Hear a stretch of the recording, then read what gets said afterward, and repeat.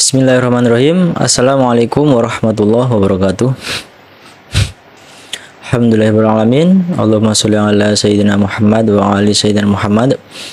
Teman-teman yang dirahmati Allah SWT, kali ini saya akan menyampaikan syarah hadis Arba'in An-Nawawi yang pertama.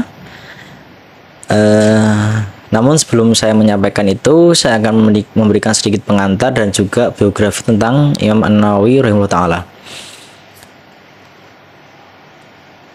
Ada sebuah hadis dari riwayat Imam Al-Baihaqi, Rasulullah SAW bersabda, Man hafizu ala ummati arba'ina hadisan min amri diniha ba'asahullahu yawmal qiyamati fi zumratil fuqaha wal ulama.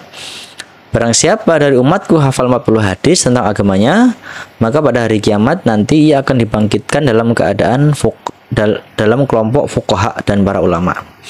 Namun ini hadisnya dhaif, tapi kata Imam An-Nawawi rahimahullah ta'ala mengatakan sepakat para ulama boleh mengamalkan hadis dhaif untuk fadilah amal. Imam Jalaluddin Asyuyuti rahimahullah ta'ala itu pernah mengatakan ada 5 syarat hadis dhaif boleh diamalkan. Pertama, tidak dalam masalah akidah atau tauhid, tidak dalam masalah halal dan haram, tidak ada periwayat yang pendusta. Yang keempat, masih dipayungi oleh hadis umum. Dan yang kelima adalah untuk fadilah amal atau motivasi amal. Nah, pertanyaannya, kenapa Imam An-Nawawi itu menulis kitab hadis Arba'in? Kenapa enggak hadis 30, hadis 50, atau hadis 100, hadis 200 gitu? Karena, teman-teman, pada saat itu banyak sekali ulama yang menulis hadis Arba'in juga, tapi pada satu jenis ilmu. Ada yang menulis tentang hadis 40 hadis tentang usuluddin atau dasar agama. Ada yang menulis tentang hadis Arba'in tentang cabang-cabang agama, furu'. Ada yang menulis tentang 40 hadis tentang jihad, 40 hadis tentang akidah, 40 hadis tentang zuhud, 40 hadis tentang sifat Allah. Semuanya baik. Tetapi itu belum syumul, belum menyeluruh tentang agama Islam. Makanya Imam An-Nawawi rahimahullah ta'ala itu menulis hadis Arba'in tetapi mencakup seluruh aspek agama Islam. Ada usul, ada furu', ada zuhud, dan lain-lain. Makanya kan kita ketahui dalam hadis Arba'in itu ada hadis tentang niat, ada hadis tentang rukun iman, rukun Islam, ihsan, ada hadis tentang penciptaan manusia, ada hadis tentang luasnya ampunan Allah, ada hadis tentang berkata yang baik atau diam, ada hadis tentang memuliakan tetangga, memuliakan tamu, ada hadis tentang orang yang di akhir hayatnya melakukan amalan ahli surga dan juga amalan ahli neraka gitu. Itu mencakup semuanya. Dan itu teman-teman, itu adalah Jawami'ul Karim. Jadi yang diberikan oleh Allah Jawami'ul Karim itu adalah Rasulullah SAW. Dan hadis yang di hadis Arba'in itu memuat Jawami'ul Karim. Apa Jawami'ul Karim? Jawami'ul Karim adalah perkataan yang singkat namun memiliki makna yang padat, makna yang luas. Makanya teman-teman pasti pernah melihat syarah hadis Arba'in. Hadisnya cuma 42, tapi syarahnya sampai ada yang 500 lembar, ada yang 400 lembar, ada yang ya ratusan lembar lah, karena memuat Jawami'ul Karim. Berkata yang singkat namun maknanya padat. Ada yang membahas dari sisi balaghah, ada yang membahas dari sisi asbabul wurudnya hadis, ada yang membahas tentang penjelasan hadis tersebut itu panjang seperti itu. Nah, lalu kita akan sedikit membahas tentang biografi Imam An-Nawawi rahimahullah ta'ala. Imam Nawawi itu nama aslinya adalah Yahya bin Syaraf bin Murri bin Husain bin Hasan bin Muhammad. Nama Nawawi itu diambil dari kampungnya Nawa. Letaknya 80 km dari kota Damaskus, Suriah. Makanya mungkin kita pernah mengetahui beberapa ulama di akhir namanya itu ada nama tempatnya.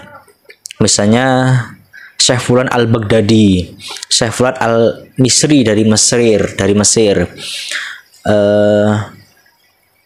Syekh Fanani Al-Bantani, Syekh Fanani Al-Padangi dari Padang, Syekh Nawawi Al-Bantani dari Banten itu. itu boleh, sah-sah saja. Atau nama seperti di tempat saya Al-Lampungi misalnya, ya itu boleh, sah-sah saja. Nah, beliau lahir pada tahun 631 Hijriah, berarti 600 tahun setelah Nabi SAW hijrah dari Mekah ke Madinah. Nah, ayahnya itu membuat tempat khusus beliau untuk menghafal Al-Quran. Makanya belum sampai umur 10 tahun itu beliau hafal Al-Quran. Ini Masya Allah. Kalau Imam Syafi'i itu umur 7 tahun sudah hafal Al-Quran. Nah, ini adalah ayah yang soleh, ayah yang cerdas, membuat tempat sendiri khusus untuk anaknya belajar ilmu. Kalau Nabi Zakaria alaihissalam itu membuatkan mihrab khusus untuk Maryam, anaknya Imran rahimahullah ta'ala. Nah, seperti halnya ayahnya Imam Nawawi membuatkan tempat khusus untuk menghafal Al-Quran, sehingga di umur sebelum 10 tahun beliau sudah hafal Al-Quran. Nah, ini memberikan motivasi kepada kita bahwasanya ketika kita sudah menjadi orang tua, kita berikan tempat khusus anak untuk menghafal Al-Quran atau untuk belajar ilmu. Jadi agar anak itu betah. Mungkin kita dulu tidak sempat dibuatkan oleh orang tua kita, ya wajar, nggak apa-apa, karena informasi tentang ilmu dulu dan sekarang itu sangat berbeda dan sangat jauh. Kalau sekarang akses mudah diterima, dari HP saja kita sudah bisa menuntut ilmu, mendengar kajian di YouTube, mendengar podcast tentang Islam, kajian di Instagram dan lain-lain, itu sudah banyak sekarang. Lalu di usianya 18 tahun Imam Nawawi itu pindah ke kota Damaskus. Damaskus itu sekarang Damaskus, karena orang-orang barat itu susah mengucap Damaskus, maka mereka mengucapnya Damaskus, dan kita pun sekarang mengikuti mengucapkan Damaskus. Beliau di sana belajar kepada Imam Abdurrahman Al-Fazari, imam nomor 1 di Damaskus. Dan pokok pembelajaran untuk anak yang paling utama adalah belajar atau menghafal Al-Quran sebelum ilmu apapun. Jadi sebelum anak itu diberikan ilmu tentang fikih, tentang hadis, tentang apalagi tentang kimia, fisika, matematika, biologi, maka ajarkan dulu ilmu tentang Al-Quran. Jadi kalau anak sudah cinta dengan Al-Quran, maka ia mudah menghafal, dan insya Allah nanti kelak dia akan mengajarkan Al-Quran.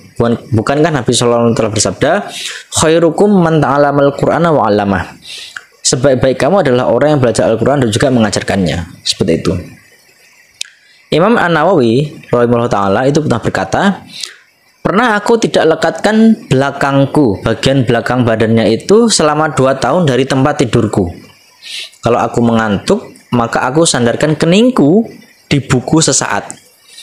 Jadi teman-teman, Imam Nawawi itu pernah 2 tahun tidak tidur di pembaringan, 2 tahun tidak tidur di kasur, karena menulis buku, menulis ilmu.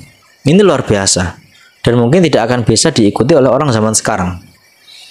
Imam Nawawi itu kan dalam riwayat dikatakan bahwasanya setiap hari beliau itu belajar dengan 8-12 guru, dan masing-masing guru itu mengajar satu kitab yang berbeda.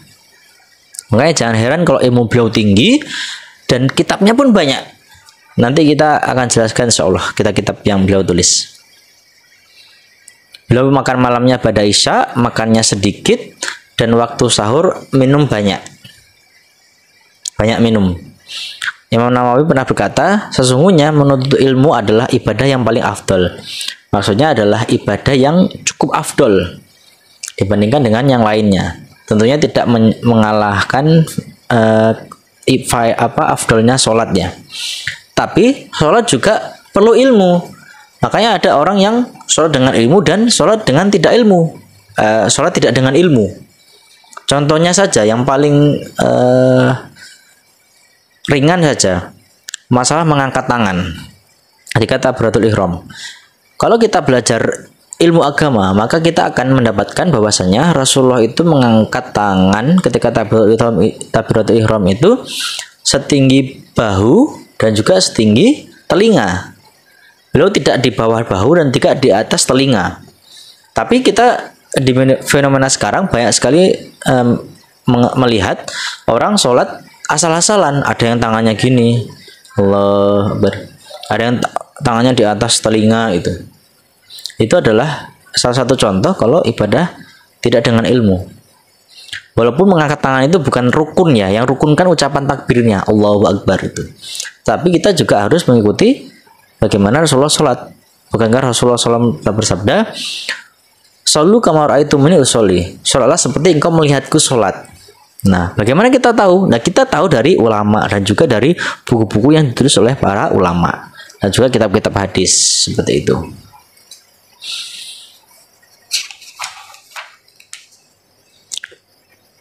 Imam Nawawi itu menambahkan gelar muhyiddin atau menghidup agama. Karena pada saat itu Islam itu sedang diporak-porandakan oleh suku Tartar. Sama halnya ketika zamannya Imam Malik rahimahullah taala itu Islam sedang diporak-porandakan oleh suku Mongol zaman Abbasiyah. Sehingga banyak sekali buku-buku yang hilang buku-buku dibuang ke laut. Akhirnya air lautnya itu berwarna merah kebiruan, darah bercampur dengan tinta, merah kehitaman seperti itu. Tetapi Imam Nawawi tidak mau diberikan gelar muhyiddin. Ini adalah menandakan tawaduknya beliau. Terkadang seseorang melakukan amal karena ingin diberikan gelar.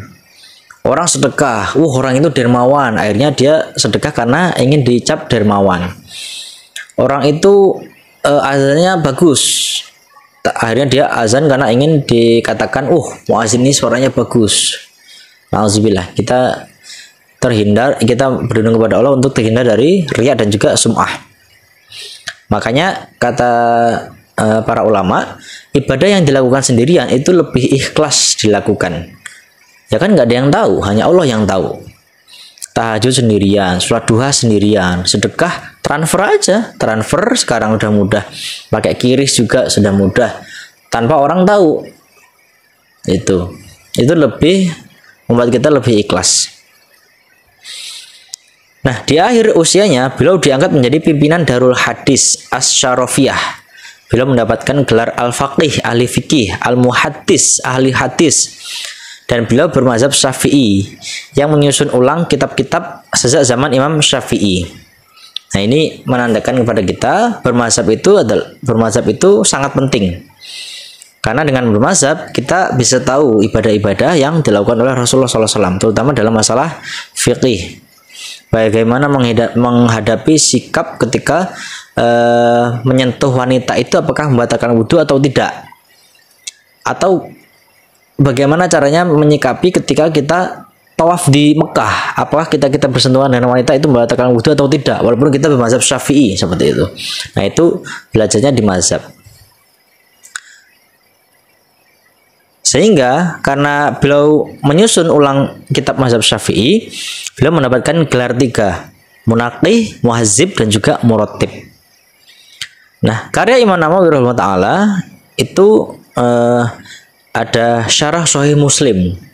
Jadi Sahih Muslim itu hadisnya ada kurang lebih hampir 10.000 ya kalau nggak salah. Itu beliau syarah, beliau jelaskan. Makanya di perpustakaan masjid ini ada buku syarah Sahih Muslim yang karangan Imam An-Nawawi rahimahullah taala. Itu ada 10 atau 12 jilid. Satu jilidnya itu segini tebalnya. Masya Allah.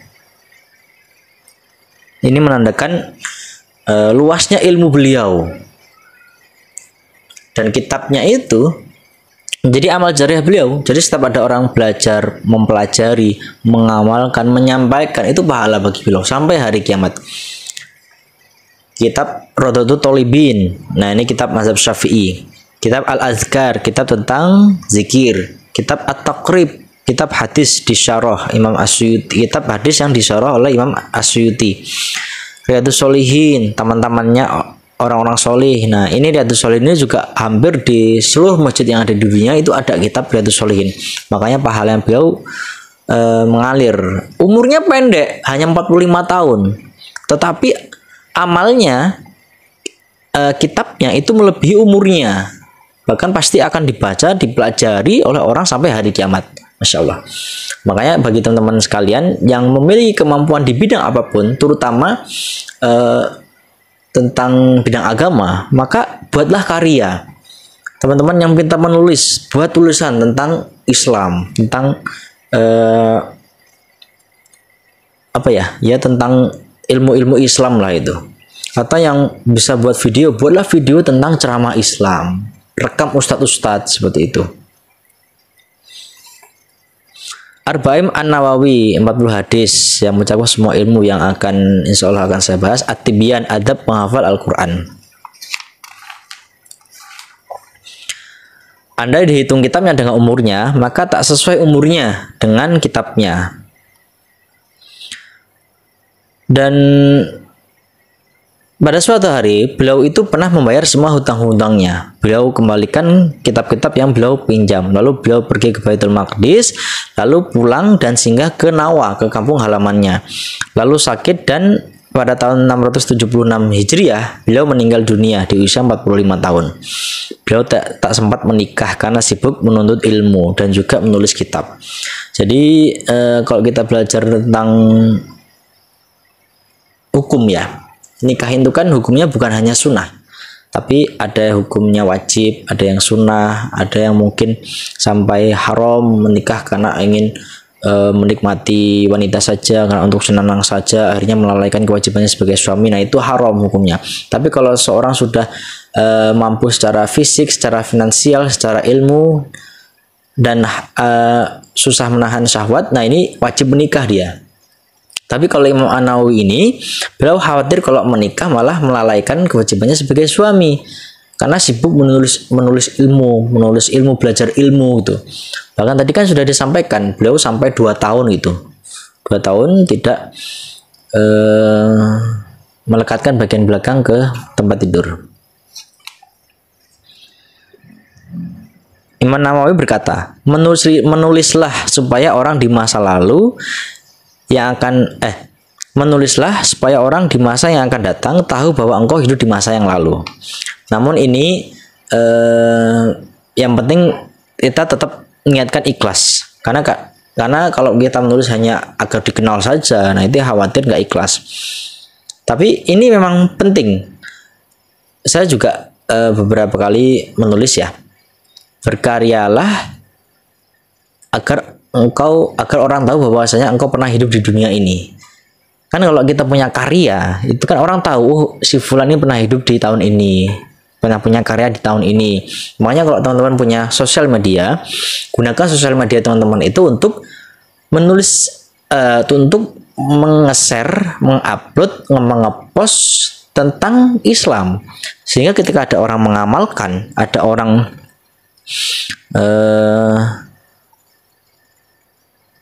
mengetahui suatu ilmu, maka teman-teman mendapatkan pahala seperti itu. Nah, teman-teman yang dirahmati Allah Ta'ala, mengapa imam mazhab itu hanya 4? Imam Abu Hanifah, mazhab Hanafi; Imam Malik, mazhab Maliki; Imam Syafi'i, mazhab Syafi'i; Imam Ahmad bin Hambal, mazhab Hambali. Karena keempat imam ini itu mazhabnya ditulis oleh murid-muridnya. Padahal ada imam yang lebih hebat dari Imam Malik pada saat itu, namanya Imam Lais bin Sa'ad. Tetapi karena muridnya itu tidak menulis ilmu dari Imam Lais, maka tidak ada mazhab Imam Lais seperti itu. Walau shawab, mungkin itu sedikit pengantar tentang hadis Arba'in An-Nawawi. Insya Allah kita akan masuk di penjelasan hadis, ada sanadnya, matannya, dan juga rawinya. Walau shawab, itu yang bisa saya sampaikan. Jika ada salah kata, saya mohon, dan kepada Allah saya mohon ampun. Subhanakallahumma wa bihamdika asyhadu an la ilaha illa anta astaghfiruka wa atubu ilaik. Wassalamualaikum warahmatullahi wabarakatuh.